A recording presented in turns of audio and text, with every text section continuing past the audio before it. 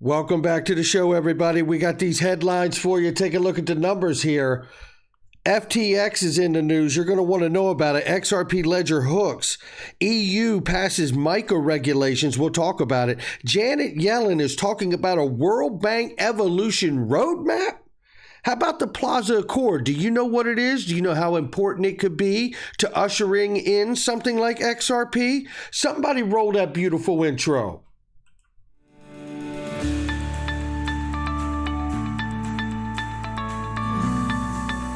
Digital Perspectives with Brad Kimes. Come on in.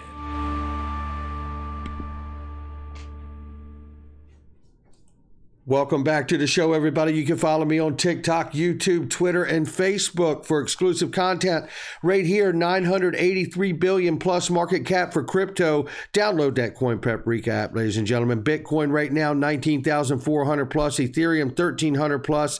XRP at the number 6 spot at 51 cents this morning. We're up 12.89% on the 7-day. How about that with a court case on the back of your neck? Ladies and gentlemen, my sponsor, Masterworks.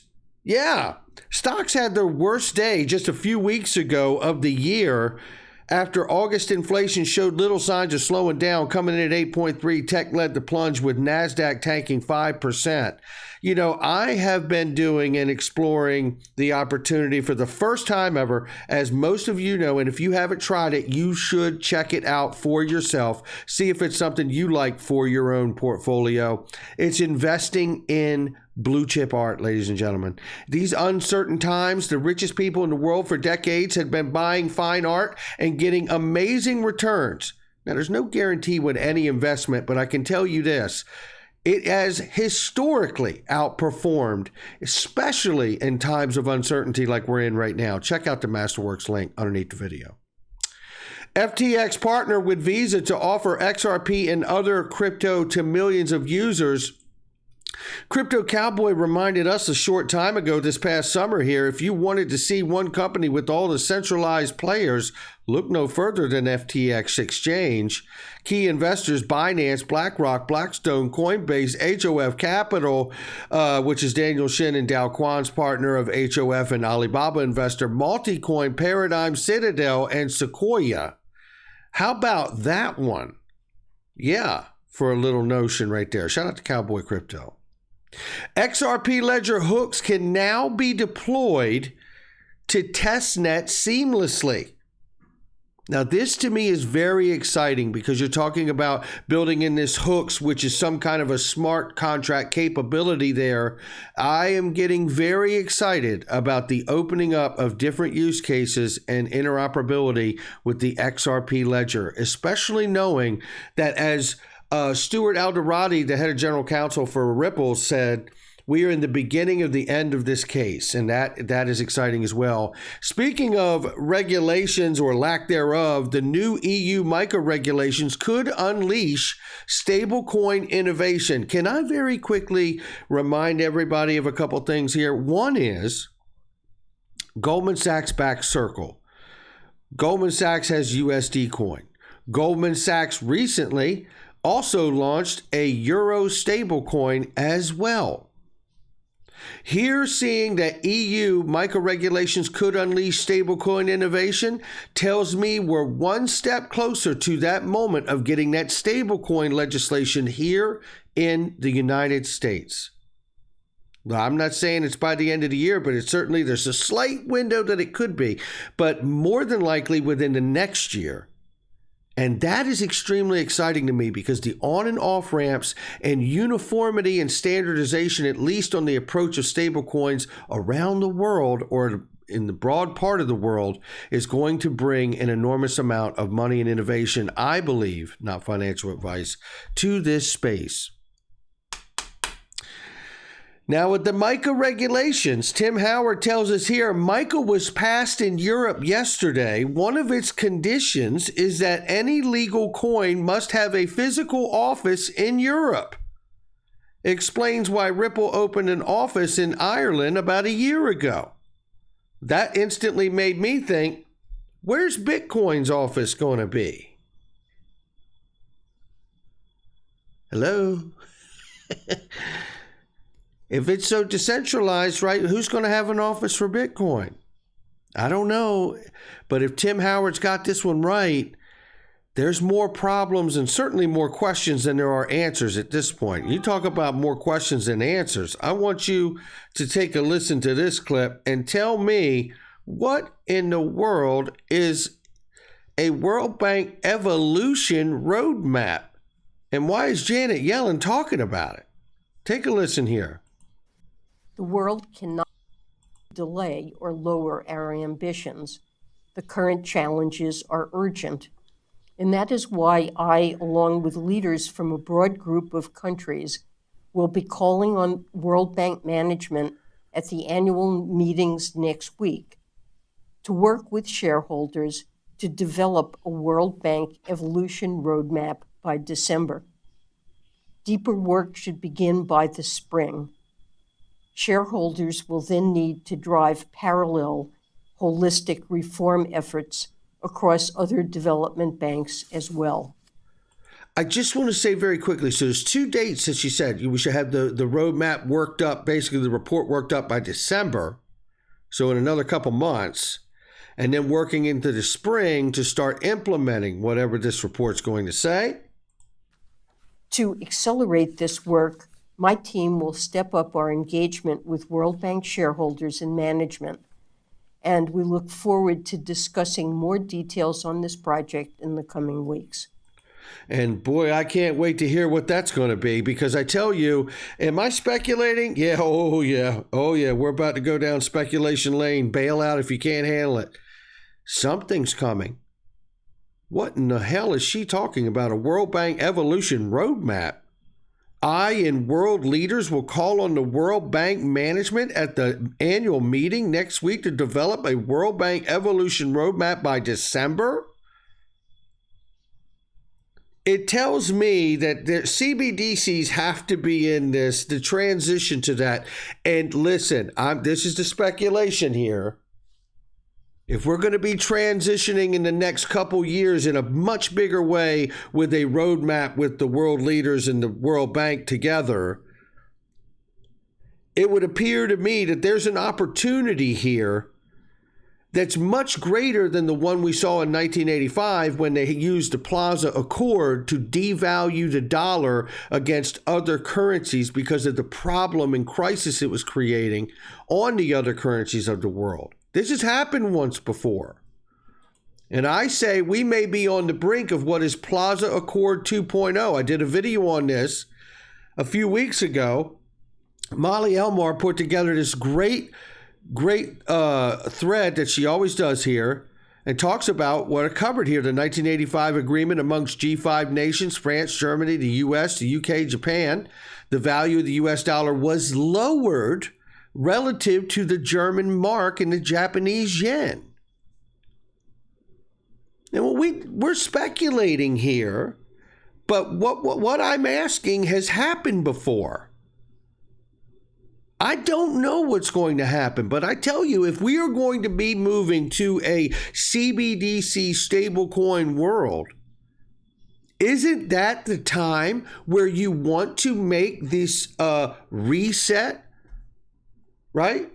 This great reset, this great monetary reset, if you're going to do it.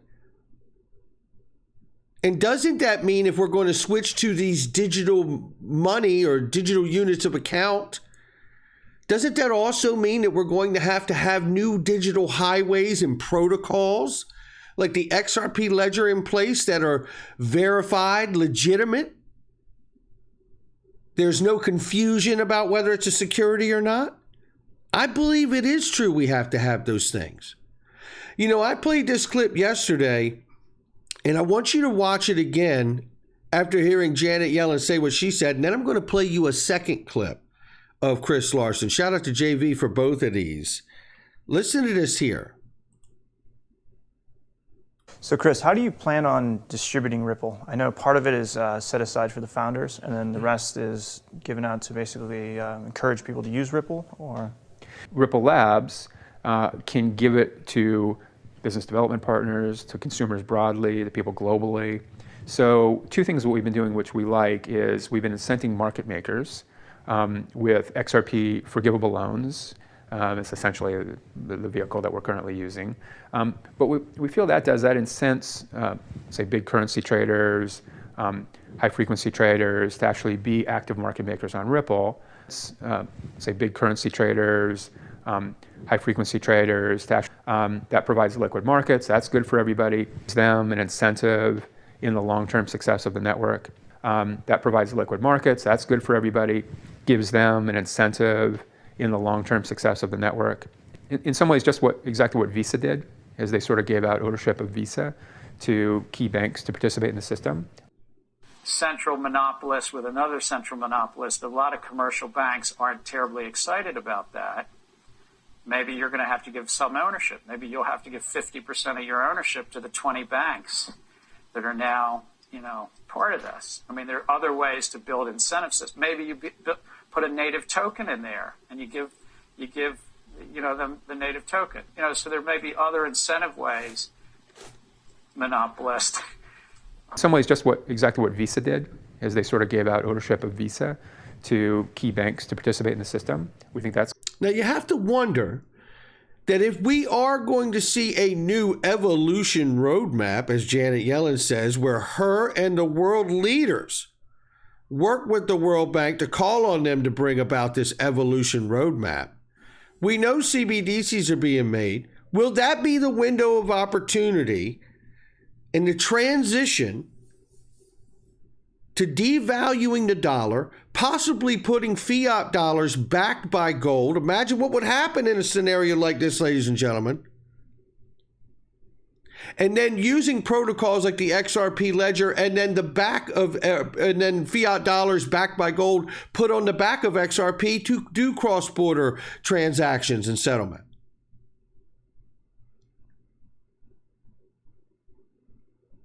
Am I speculating? You better believe I am. But let's listen to this second clip now, because this is pretty incredible too. So I think the biggest criticism I've heard of Ripple is that why should I trust it if it's not decentralized, if it's centrally controlled? And I understand the protocol is decentralized and all that, but Ripple Labs, correct me if I'm wrong, controls the disbursement of the Ripple and could potentially modify the money supply and things like that. So it's a great question. Probably a key things to, I think there's sometimes misunderstandings about how it works. So just like Bitcoin, Ripple Labs, the founders, we can never create any more XRP. That's set. It was set at 100 billion about a year and 2 months ago now in the ledger. And that is decided by the protocol just like it is in Bitcoin. So XRP, our math-based currency, just like Bitcoin, is a currency without a counterparty. There is nobody to debase it, cannot be debased, deflationary. Now, Ripple Labs, because we don't have the need to reimburse validators, started off with the biggest chunk of XRP. And one of our key roles is making sure that we distribute it as broadly in a way that adds as much utility and liquidity as we possibly can. I think our incentives are very well aligned, that for Ripple Labs to do well, we have to do a very good job in protecting the value of XRP and the value of the network. And that really is the guiding principle here. In our distribution of XRP, which is kind of a short-term thing, I mean, that will run its course. It's kind of the initial distribution. The objective is, how do you bring as many market makers, gateways, marketplaces, bridges, incent partners, bring as many consumers as you possibly can, hosted wallets as you can. And we think that's actually a really great tool that Ripple Labs has to add value. For those that are skeptical, I would just say it's a different approach.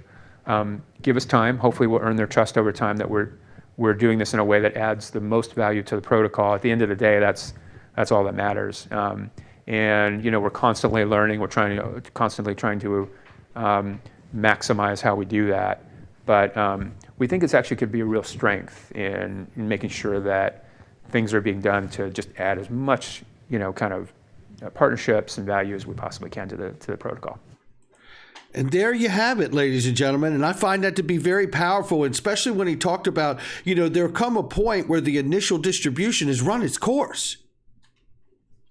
Now, I certainly believe the SEC versus Ripple was a weaponized lawsuit. There's no doubt about it. But could it also transform its way into many different perceptions of what it's to serve? Clarity, hopefully, but it may not. How about a bullpen? Because if we're right about what we're speculating on, this money, this digital money XRP is going to be very coveted amongst the banks, the central banks of the world and the financial system broadly. And you have to ask yourself, if running its course, this video was 8 years ago or so with Chris Larson, does that mean run its course is where we are now, where like Dilip Rao from Ripple at the time had said, you know, there comes a point where there'll be a turning point away from retail? Because the largest liquidity and utility for the asset XRP is absolutely going to come from institutions and central banks. There's no question to me. Am I speculating? You bet I am. But I believe at some point, this lawsuit could become a slingshot for XRP to go to the front of the line. And it doesn't mean that the lawsuit will provide clarity for XRP in the future, for present and the future. It may just resolve what has happened in the past. And with that, Anders here says, if the SEC is ultimately forced to hand over the emails in the Ripple case, do you think they will hand over the emails or settle the lawsuit? No more chance to appeal. That's the question that's being asked here. I think if they had to turn over the emails and there was no other recourse, I absolutely believe we will never see those emails, and they will be settling the case. That's my speculation. It's not financial advice from me or anyone else. It's my digital perspectives. I'll catch all of you on the next one.